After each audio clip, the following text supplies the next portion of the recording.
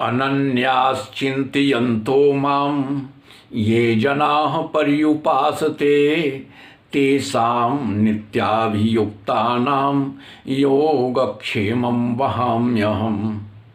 शुभ प्रभात देवियों एवं सज्जनों, कृष्ण संदेश सुधा चैनल के माध्यम से मैं धर्म प्रकाश भदौरिया गीता विश्लेषक गीता की ज्ञान गंगा में अवगाहन हेतु उपस्थित एवं मधुसूदन भगवान कृष्ण के चरणों में अगाध निष्ठा रखने वाले आप सभी प्रबुद्ध एवं विद्वान श्रोताओं का हार्दिक अभिनंदन एवं कोटि कोटि वंदन करता हूँ। पिछले वीडियो में आप लोगों ने सुना था जिसमें मधुसूदन भगवान कृष्ण अर्जुन को बता रहे थे कि देखो अर्जुन, कर्म योग के बिना कर्म संन्यास में सफलता पाना अत्यंत दुष्कर है, जबकि एक मननशील कर्मयोगी अति शीघ्र ब्रह्मत्व को प्राप्त कर लेता है। इसके आगे भगवान क्या बताते हैं उसे आप लोग बड़े ध्यान से सुनेंगे, आपको बेहद आनंद आएगा, क्योंकि विषय अत्यंत गूढ़ है और आनंददायक है। मेरा पूरा प्रयास रहेगा कि विषय की गूढ़ता को इतने सरल शब्दों में आप लोगों के समक्ष प्रस्तुत करें ताकि किसी को समझने में असुविधा ना हो। तो ध्यान देते हैं, पहले श्लोक का श्रवण करेंगे, तत्पश्चात विश्लेषण का आनंद लेंगे। कि योग युक्तो विशुद्धात्मा विजितात्मा जितेन्द्रियः सर्वभूतात्म भूतात्मा कुर्वन्नपि न लिप्यते। भगवान कहते हैं कि जो जितेंद्रिय है, जिसका अंतःकरण विशुद्ध है, निर्मल है, और जिसका शरीर नियंत्रित है, अपने नियंत्रण में है, समस्त प्राणियों की आत्मा ही जिसकी आत्मा है, ऐसा कर्मयोगी कर्म करते हुए भी कर्मों में लिप्त नहीं होता। ध्यान देंगे, जितेंद्रिय से अभिप्राय क्या है? यानी जिसने अपनी इंद्रियों को जीत लिया है, जिसने इंद्रियों पर पूर्ण विजय प्राप्त कर ली है, जिसकी इंद्रियां अपने बस में हैं। एक कर्मयोगी को जितेंद्रिय होना अत्यावश्यक है। यही कारण है कि मधुसूदन भगवान कृष्ण अर्जुन को बार बार इंद्रियों के नियमन के संदर्भ में कहते हैं। इसके पहले भी कई बार कह चुके हैं। आप लोगों को स्मरण दिलाते हैं कि पिछले तीसरे अध्याय में जब हम विश्लेषण कर रहे थे तो 7वें श्लोक में भगवान ने कहा था कि यस्त्विन्द्रियाणि मनसा नियम्यारभतेर्जुन। इसके आगे 41वें श्लोक में भी कहा था कि तस्मात् त्वमिन्द्रियाण्यादौ नियम्य भरतर्षभो। इंद्रियों के नियमन का अर्थ यह नहीं है कि कोई व्यक्ति ऐसा कहने लगे कि हम अपनी आँखों से बिल्कुल नहीं देखेंगे, हम अपनी आँखों को फोड़ लेते हैं, हम अपने कानों से बिल्कुल नहीं सुनेंगे, हम अपने कानों को बहरा कर लेते हैं।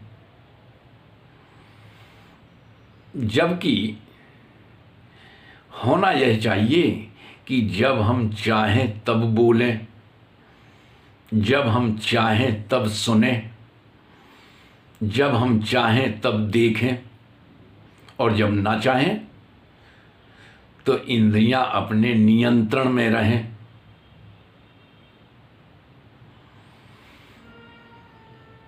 यानी हम जैसा निर्देशित करें इंद्रियों को, उस निर्देश के अनुसार वो कार्य में लग जाएं, और जब निर्देश न मिले तो अपने नियंत्रण में रहें।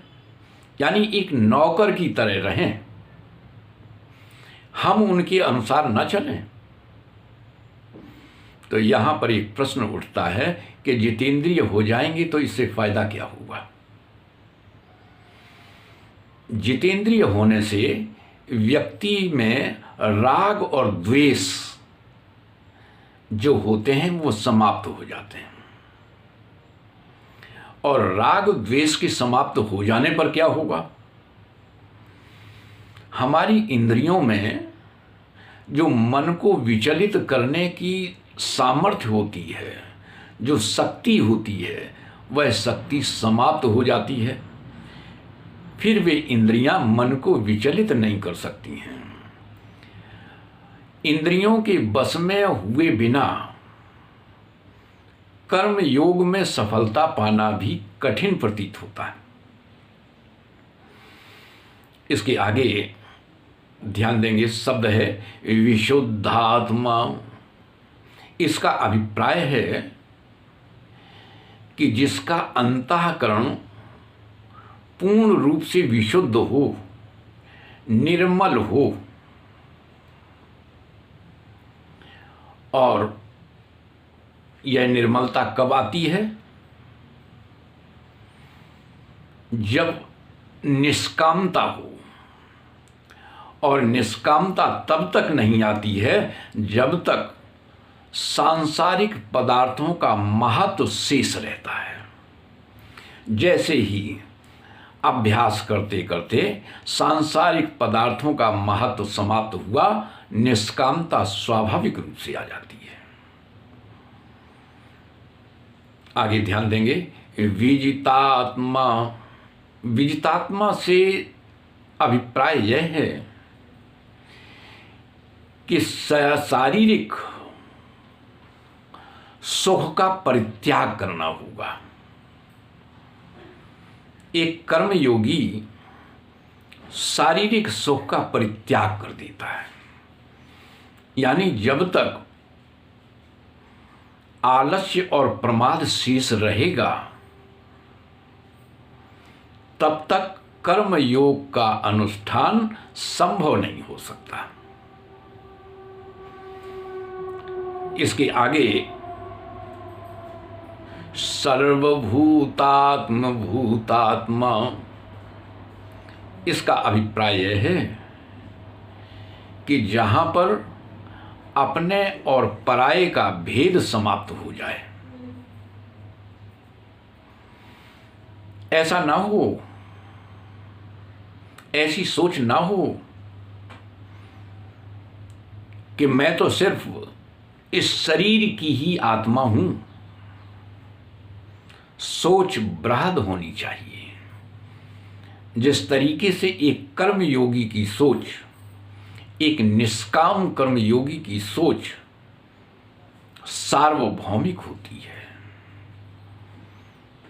वह अपने जीवन में जो भी कृत्य करता है, वह अपने जीवन में जो भी कर्म करता है, वह संसार के हित को ध्यान में रखते हुए करता है। विलक्षण बात तो यह है कि वह अपने लिए तो कुछ करता ही नहीं। इस तरह की चर्चा हम एक जगह कर रहे थे तो एक सज्जन बोल पड़े कि साहब, सोच का दायरा भले ही संकीर्ण हो और चाहे बृहद हो, लेकिन ईश्वर तो परोक्ष ही रहेगा। तो हमने कहा ठीक है, ईश्वर तब तक परोक्ष रहेगा जब तक तुम इसी शरीर को मैं हूं मानकर बैठे रहोगे, और जब तुम बृहद होकर, जब तुम चिदाकाश होकर देखोगे तो पाओगे कि कंगन में सोना है, घड़े में मिट्टी है, हथियार में लोहा है। समस्त प्राणियों में, संसार के समस्त प्राणियों में, पेड़ पौधों में, मिट्टी पानी में, सभी के मूल में ईश्वर की अव्यक्त सत्ता विद्यमान है। तुम्हारी दृष्टि जहां तक जाएगी उतना ही तो देखोगे। विषय की पुष्टि के लिए एक प्रसंग सुनाते हैं, आपको अच्छा भी लगेगा और प्रसंग की पुष्टि भी होगी। एक महात्मा जी को किसी प्रकरण के अंतर्गत न्यायालय में मजिस्ट्रेट के समक्ष उपस्थित होना था, और जब वे न्यायालय में मजिस्ट्रेट के समक्ष उपस्थित होते हैं तो मजिस्ट्रेट प्रश्न करता है, आप कौन हैं? इस पर महात्मा जी कहते हैं कि मैं आपको क्या दिखता हूं? मजिस्ट्रेट कुछ देर शांत रहते हैं और फिर बोलते हैं कि मुझे तो आप आदमी दिखते हैं।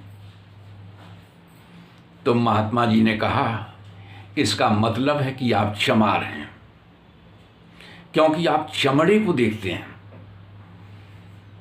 यदि आप आत्मा को देखते तो आप आत्मज्ञ होते।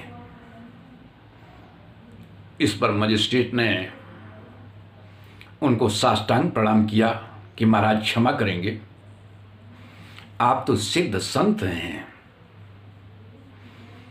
जाइए, आपका बयान हो गया।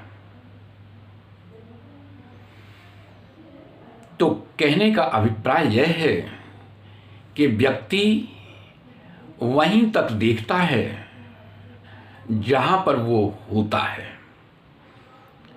यदि तुम मुझे पापात्मा देखोगे तो तुम पापी हो, यदि पुण्यात्मा देखोगे तो पुण्यात्मा हो, यदि ज्ञानी देखोगे तो तुम ज्ञानी हो, और यदि तुम ब्रह्म देखोगे तो तुम ब्रह्म हो। व्यक्ति अपने को ही देखता है, दूसरे को तो देखता ही नहीं। इसी को कहते हैं कि सर्वभूतात्म भूतात्मा। इसके आगे कहते हैं कि कुर्वन्नपि न लिप्यते, कर्म करते हुए भी जो कर्मों में लिप्त ना हो। अब यहां पर प्रश्न ये उठता है, तो ऐसा कौन सा व्यक्ति है जो कर्मों में लिप्त नहीं होता है? तो वह व्यक्ति कर्मों में लिप्त नहीं होता है जो कर्मों के प्रति कर्तृत्व का भाव नहीं रखता, जो कर्मों का भोक्ता होने की आकांक्षा नहीं रखता, और यानी जिसमें कर्तृत्व भाव नहीं है और जो भोक्तापन की आकांक्षा भी नहीं रखता है, तो ऐसा जो कर्मयोगी होता है वह कर्मों में लिप्त नहीं होता। भगवान ने एक जगह बताया है अपने संदर्भ में कि यदि व्यक्ति सामान्य जीवन व्यतीत करने वाला व्यक्ति भी यदि इस पद्धति के द्वारा कर्म करने लगे तो वह भी कर्मों में लिप्त नहीं होगा। वो कैसे? भगवान कहते हैं कि न माम कर्माणि लिम्पन्ति न मे कर्म फले स्पृहा इति माम योऽभिजानाति कर्मभिर्न सबध्यते। इस प्रकार जो कर्म करता है वो कर्मों में लिप्त नहीं होता है। तो आज की वीडियो में बस इतना ही। यदि आज की ज्ञान चर्चा में सचमुच आप लोगों को आनंद की अनुभूति हुई हो तो हम आप सभी से अपेक्षा रखते हैं कि वीडियो को ज़्यादा से ज़्यादा लाइक करें, शेयर करें, अपनी आख्या दें, और यदि आप नए हैं तो चैनल को सब्सक्राइब अवश्य करें। जय श्री कृष्ण।